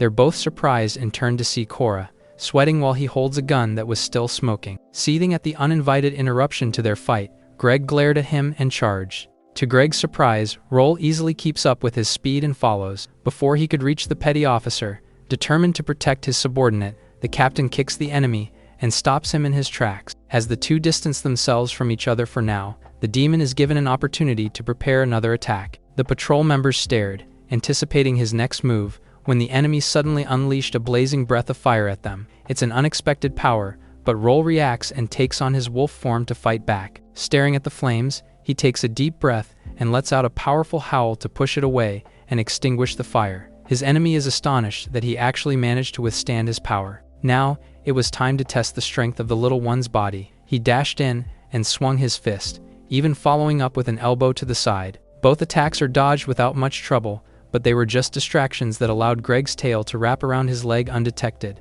The appendage launched and sent him crashing to the warehouse's walls. While Roll propped himself up, complaining about the sneak attack, the demon was already above him and ready to strike. Sick of his annoying abilities, the wolf man raised his arms and growled, saying it was time to show him the ancient fist technique. He dodges and puts two bent fingers together, quickly using them to strike a pinpointed spot on the target. Before the enemy could react, he circled to Greg's back and now balled his fist tight, unleashing 6 accurate hits on his body. When he jumped back a great distance, the huge demon turned around, mocking his light punches that barely dented his scales. Roll looked on, panting and exhausted, while the criminal gloated about him wasting a golden opportunity. Just then, Greg's body trembled, and the delayed fists finally hit his pressure points hard. Soon enough, he was coughing his insides out and questioning what the officer did to him. It was nothing much, and he just pressed a few acupoints. Greg doesn't know about the acupoints his enemy was talking about, so Roll frankly says that he just pushed something important on his back, and that he'll feel the weight of the effects soon enough. The demon is skeptical at first,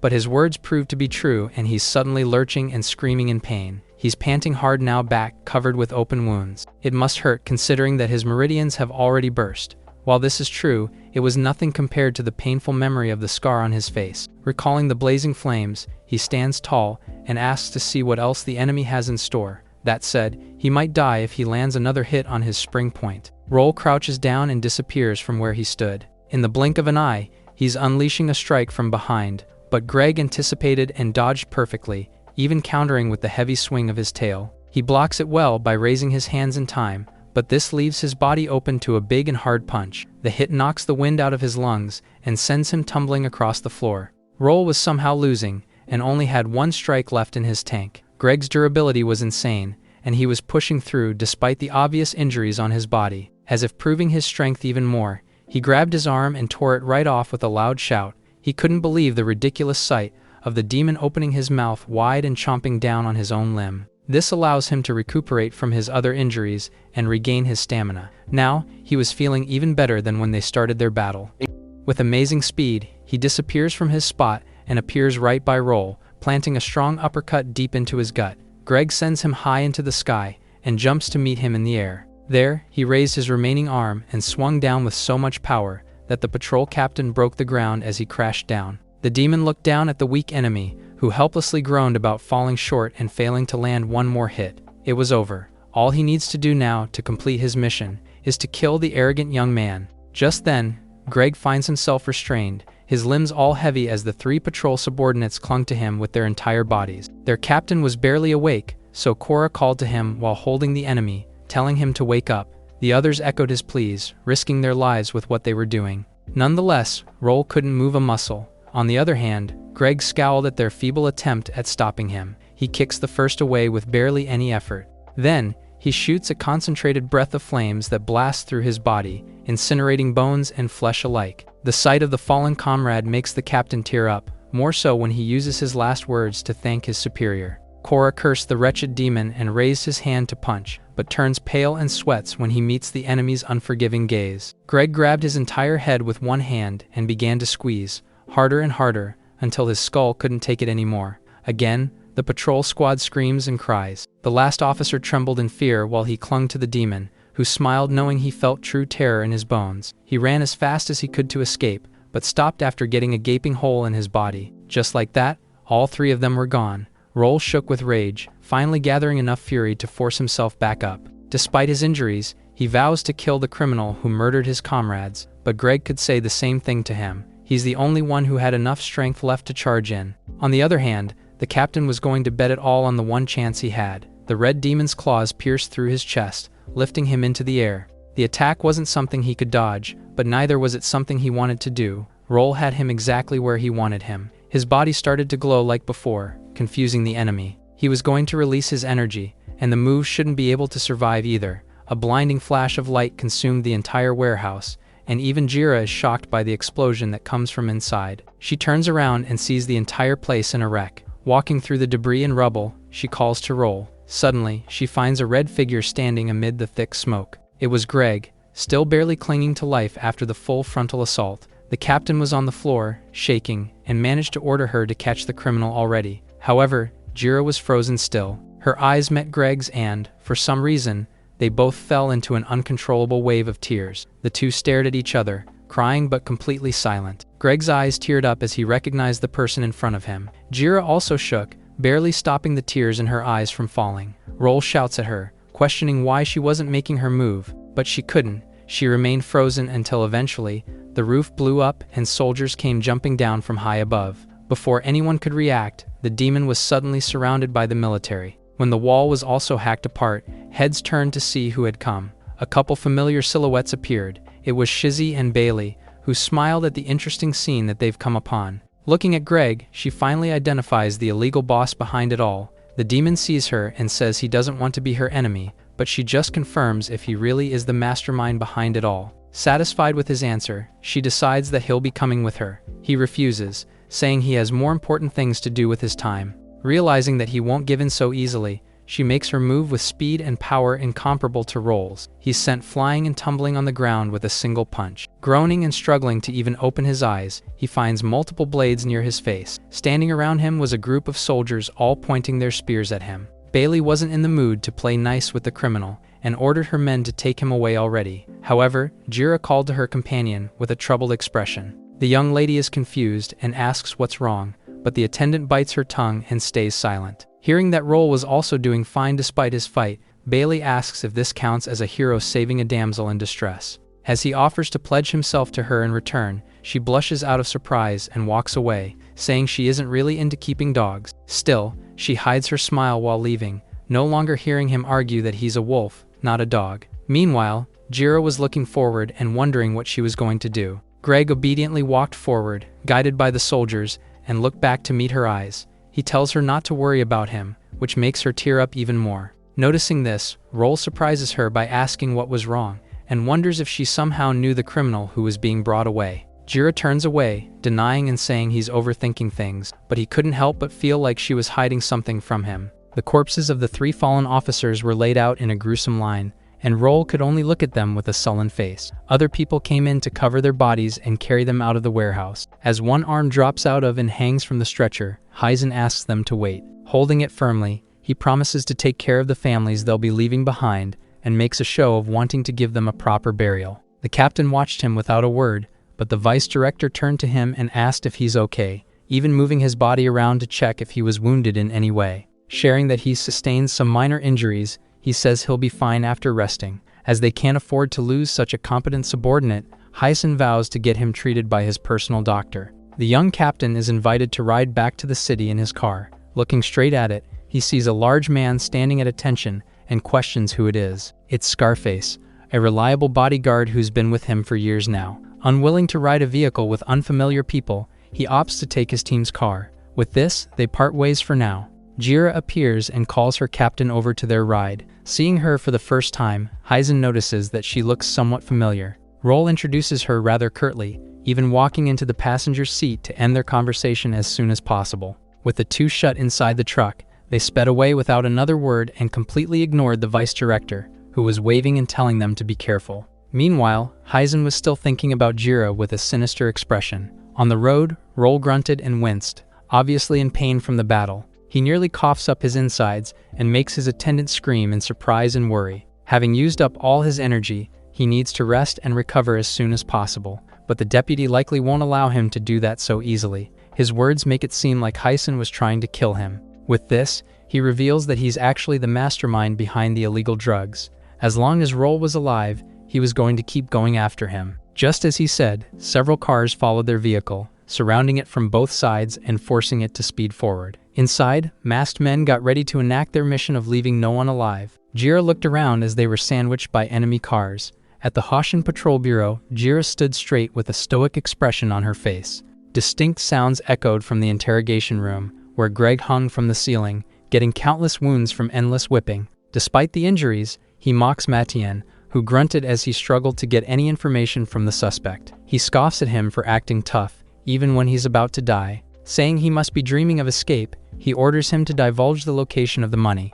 To his frustration, the criminal plays dumb and oblivious to what he's talking about. He must think that the Bureau doesn't know anything about him. He's been siphoning profits from the black market, constantly exchanging it for gold. Now, they want to know where he hid all that gold. Greg sticks to his story about not knowing what he's talking about. As Machen was about to whip him again, Heisen appeared, telling him to stop and leave to let them speak in private. The Vice asks for more time, eager to get the information they need from him, but is sternly ordered to get out immediately. He has no choice but to follow orders, and the two are left alone as intended. The director says he never expected the old friend's face to turn out that way, but Greg scowls at him, knowing this is exactly what he wanted. After all, he's the one who made him who he is today, particularly with the fire he planned and caused all those years ago. Heisen insists he had no intention to harm him, and just wanted the underground market. It's hard to believe the words of a conman. The deputy tells him to hand over the gold, in exchange for a chance at life. However, Greg wasn't going to fall for such lies a second time around, and he vows that he won't get a single cent out of the gold he collected. Infuriated, Heisen once again called to Matien, who pathetically answered the call. He's ordered to find where the gold is, and use whatever means necessary to do so. The door closed behind him. Now, a red-hot branding iron was brought to the incapacitated suspect. As the officer promised to take good care of him, the lights in the prison all suddenly went out, much to their confusion. Jiro walked through the dark halls with weapons in hand.